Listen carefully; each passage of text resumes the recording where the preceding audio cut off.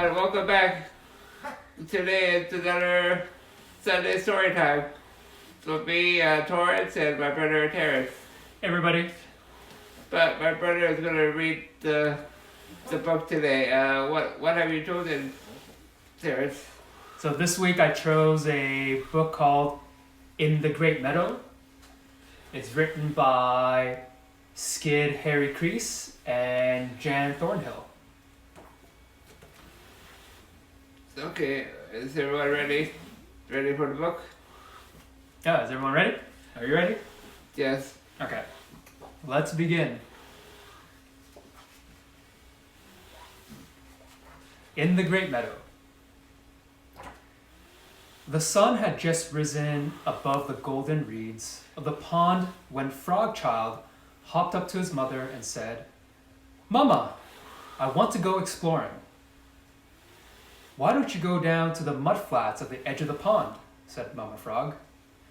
"I went to the mud flats yesterday." "Then try the swamp grass bog where the river flows into the pond," suggested Mama Frog. "Mama, I explored the swamp grass bog the day before yesterday. I want to cross the mud flats, hop past the swamp grass bog, and go out into the Great Meadow." "The Great Meadow? Are you out of your mind?" shouted Mama Frog. "Why, there are things out there that will scratch and claw and eat you up. Don't you ever think about going into the Great Meadow?" "Oh, Mama," sighed Frogchild, "I'm not a little tadpole anymore. It's time you let me grow up and go out exploring."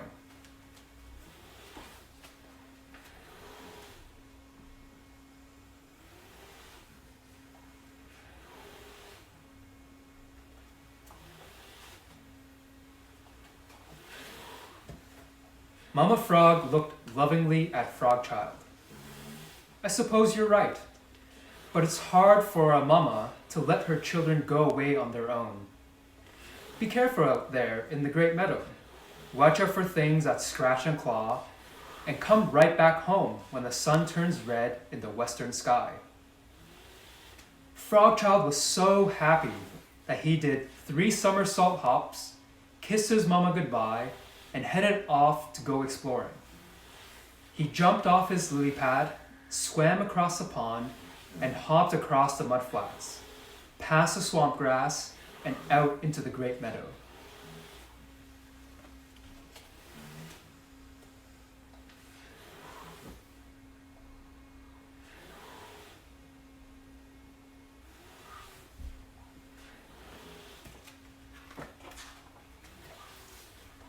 On the other side of the Great Meadow, as the morning sun warmed the entrance to his rocky burrow, Snake Boy stretched out beside his mother. "Mama, I want to go exploring," he said. "Why don't you explore the boulders at the bottom of the hillside?" Mama Snake said. "I went to the boulders yesterday." "Then try the sand pit by the edge of the forest," suggested Mama Snake. "Mama, I explored the sand pit the day before yesterday. I want to glide around the boulders, slide across the sand pit, and go out into the Great Meadow." "The Great Meadow? Are you out of your mind?" shouted Mama Snake. "Why, there are things out there that will peck and bite and eat you up. Don't you even think about going out into the Great Meadow?"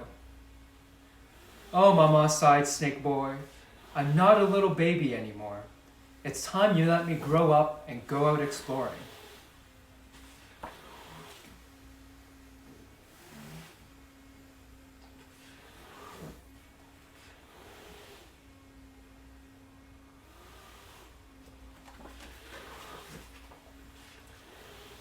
Mama Snake looked lovingly at Snake Boy. "I suppose you're right, but it's hard for a mama to let her children go away on their own. Be careful out there in the Great Meadow. Watch out for things that peck and bite, and come right back home when the sun turns red in the western sky." Snake Boy was so happy that he did 3 pretzel twists, kissed his mama goodbye, and headed off to go exploring. He slithered down the rocks, around the boulders, across the sand dunes, and out into the Great Meadow.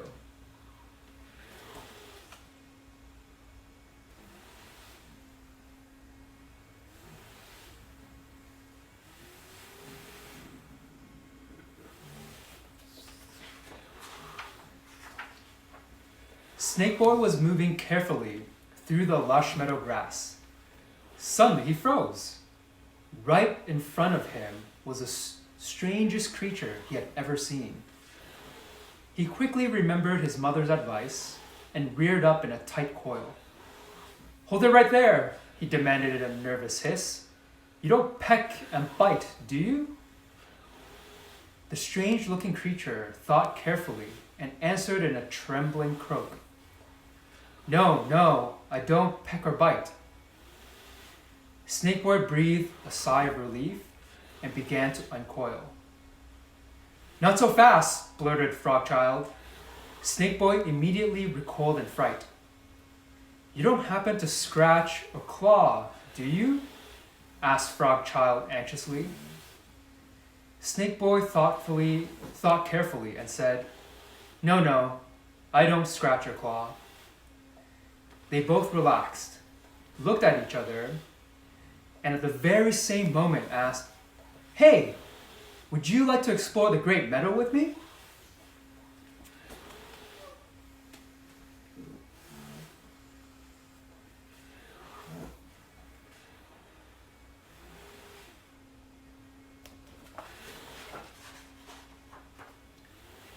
They moved up face to face, gave each other a great big hug, spun around in a circle 3 times and said, "You make a wish, and I'll make a wish too.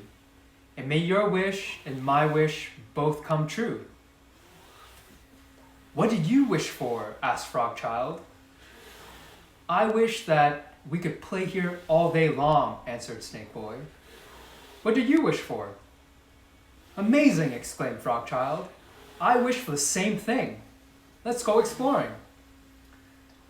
Off went the 2 new friends, searching into every nook and cranny that the Great Meadow could offer, and playing the most exciting games that they could invent. When the sun was at its highest, they rested in the deep, cool shade and told stories of life on the lily pads of the pond and in the depths of the rock burrow.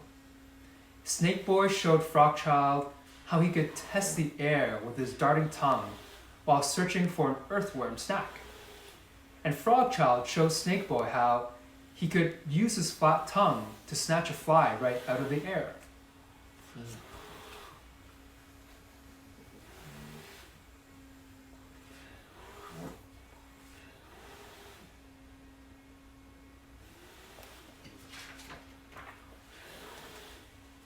Then Snake Boy decided to teach Frogchild how to slither. The little frog stretched his arms and legs and wriggled on his belly through the grasses. "This is fun," croaked Frogchild, "but it's a little scratchy on my tummy. Say, how would you like to learn how to hop?" In no time at all, the little snake was coiled up like a spring, bouncing all over the meadow. "Wow," hissed Snake Boy, "this is great, but it sure is hard on my tail." The 2 friends slithered and hopped and laughed until the sun began to glow red in the western sky.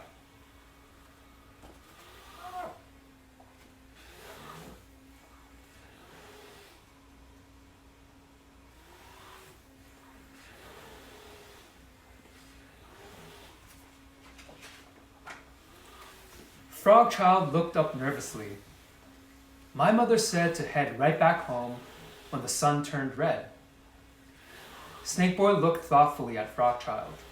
"My mother said the same thing. I have to go home too." They looked at each other for a moment and then blurted out, "Would you like to come back here tomorrow and play together all day long?" They moved up face to face, gave each other a great big hug, spun around in a circle 3 times and said, "You make a wish and I'll make a wish too. And may your wish and my wish both come true." "Ouch," croaked Frogchild. "You're hugging me too hard." "Sorry," apologized Snake Boy, loosening his coils. "I didn't mean to hurt you." "That's all right," said Frogchild. "Well, what do you wish for?" "I wished that we could meet early in the morning and have a whole day to play." "Wow, I wish for the same thing," smiled Frogchild. "See you tomorrow," he shouted as he moved away through the tall grass. Tomorrow, called back Snake Boy.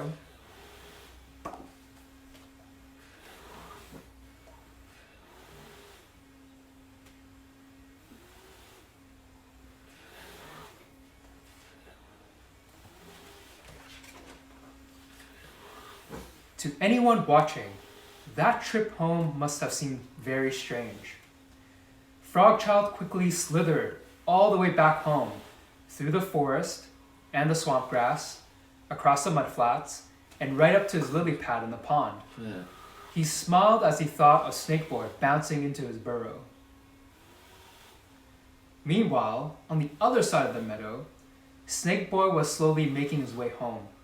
He hopped through the forest, across the sandpit, and around the boulders. As he approached the rocky burrow, he laughed as he thought of Frogchild, slithering into his lily pad home.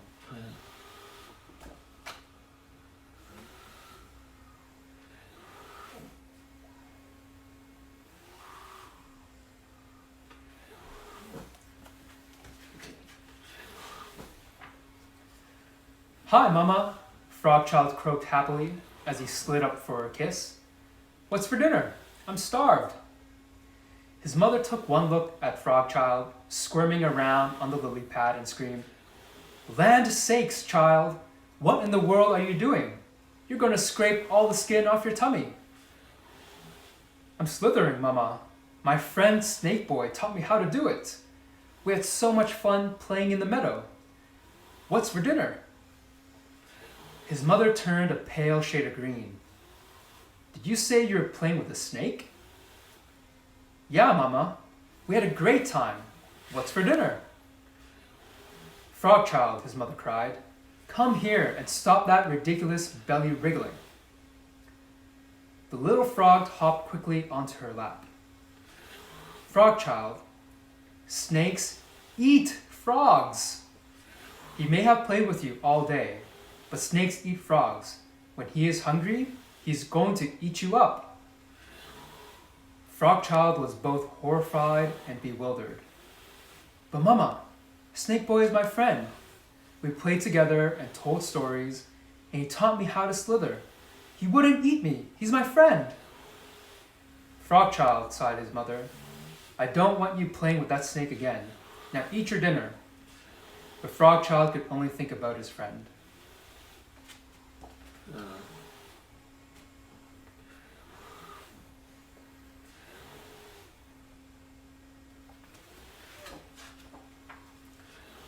Hi, Mama, Snake Boy hissed as he hopped up for a kiss. What's for dinner? I'm starved. His mother took one look at Snake Boy, bouncing around on the floor, and screamed, Land sakes, boy, what in the world are you doing? You're going to break every bone in your body. I'm hopping, Mama. My friend Frogchild taught me how to do it. We had so much fun playing in the meadow. What's for dinner?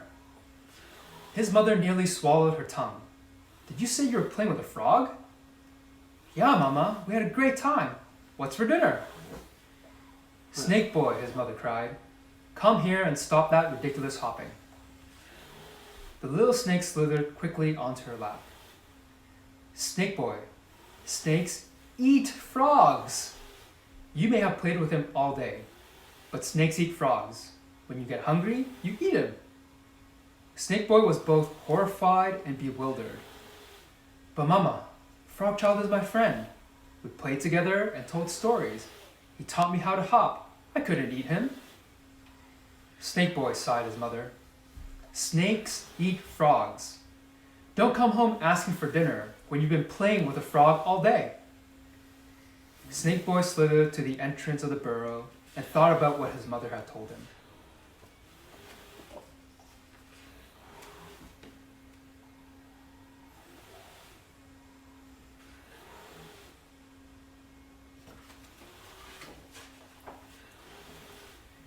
The next morning, as the rising sun chased shadows across the hills, Snake Boy slipped out of his rocky burrow.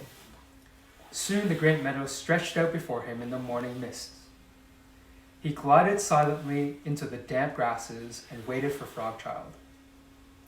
The sun was high overhead before he moved again.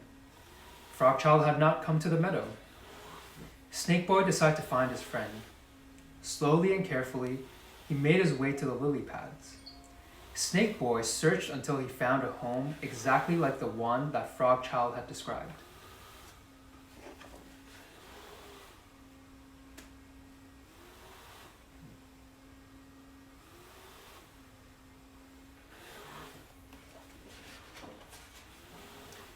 He coiled himself up onto his tail and peered through the reeds. "Frog Child, are you there?" he hissed quietly. "It's me, Snake Boy." Frog Child peeked out from behind a lily. "Is it really you, Snake Boy? You came all this way just to see me?" "You didn't come to the meadow this morning and I got worried," answered Snake Boy. "I wanted to see if you were still coming to play." "I won't be able to play with you anymore, Snake Boy," said Frog Child softly. "Mama told me that snakes eat frogs. Is that true, Snake Boy?" Snake Boy was silent for a long moment. "My mama told me the same thing. I suppose it is true. Mothers are pretty smart. But I would never hurt you, Frog Child. I just want to be your friend." "I just want to be your friend too, Snake Boy. Exploring with you was the best time I ever had. We sure had fun." "We sure did. Slithering and hopping around together, it was great.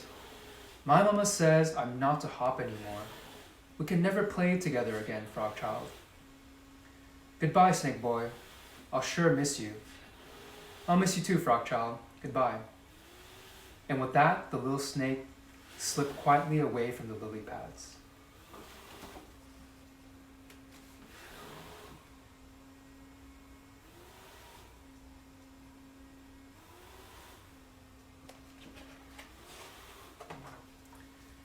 So it is to this day, when the sun floats hot and heavy in the afternoon sky, you can still see them sitting in the meadow.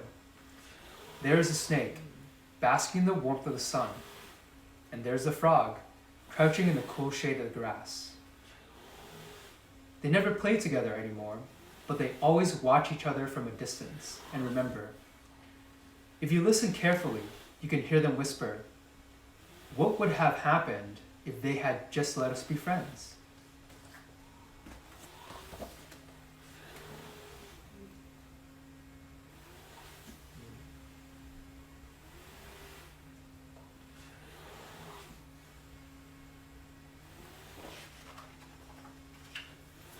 I wonder. I see that you are thinking the very same thing that I am. So let me give you a big hug, and we will spin in a circle 3 times. You make a wish, and I'll make a wish too. And may your wish and my wish both come true. The end. So, thank you, Terrence. So why did you choose this excellent book? You're welcome. This is such a touching book, and each time I read it out loud, it just becomes even more touching. So one reason why I chose this book was similar to the other book that I read, the Want World. This also came from my childhood, because when we were in elementary school, the author, Skid, actually came to our school and did a reading, and he actually signed our book. His message to us is, "For Terrence and Torrance, may all your wishes come true, Skid." So I kept this book partially because of the just beautiful memories of this book. And when I read this book, it just really reminds me of as we were children, how innocent we are, right? And the rules that are given to us, be it from our parents and society and culture and all that. Yeah, that's really defines, creates all these limits us to who we can be, right? Yeah, that's what the story. Yeah, and so to me, this is such a powerful story at this moment, and this is applicable for all ages, even as adults right now, for me, right? That because of some of the beliefs that I've had, right, from growing up, it limits my possibilities, Yeah. right? So to me, I love what he says. Like, you make a wish, and I'll make a wish too, and may your wish and my wish both come true. So that we don't need to like wonder what would have happened if they had just let us be friends, Yeah. right? Yes. So to me, especially in times like this too, right? Where we're seeing a lot of, at least like in the last like I would say the last almost 6 months, right?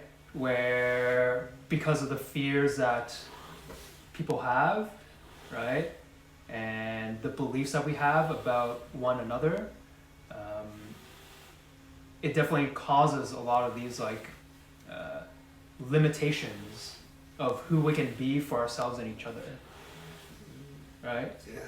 So to me, that's why this is such a beautiful and powerful book to show us that we could be friends as frogs and snakes, Yes. right? Yes, it doesn't matter what your culture or background is. Yeah, like we can be friends with each other. Yes. And that also being aware of where our beliefs are coming from, Yeah. right? Like frog child and snake boy are right. Mothers are pretty smart, right? So, Right? so mothers always know best. Apparently. Well, so that's a belief, right? Mothers always know best, except mothers are also people too, yeah, they are. right? So,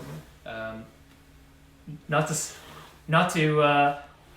So mothers are great. yeah, especially Mother Day is coming up. We love you, all mothers, and all of us, including mothers, are people, and we do make mistakes, and mothers are also susceptible to the beliefs that are taught, right, by our parents and society and culture, and the environments that we grew up in.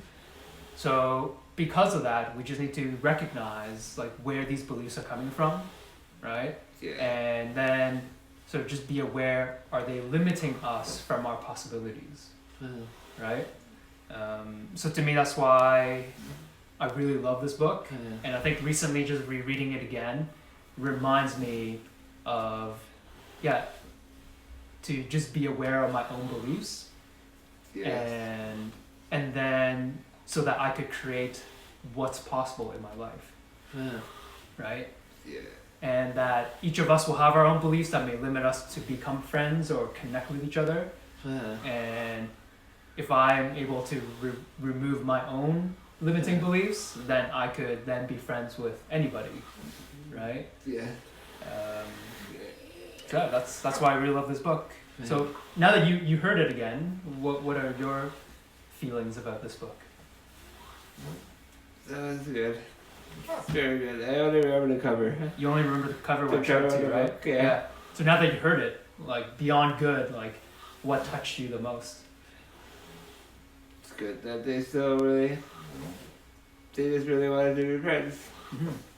So it's nice. So sweet. And even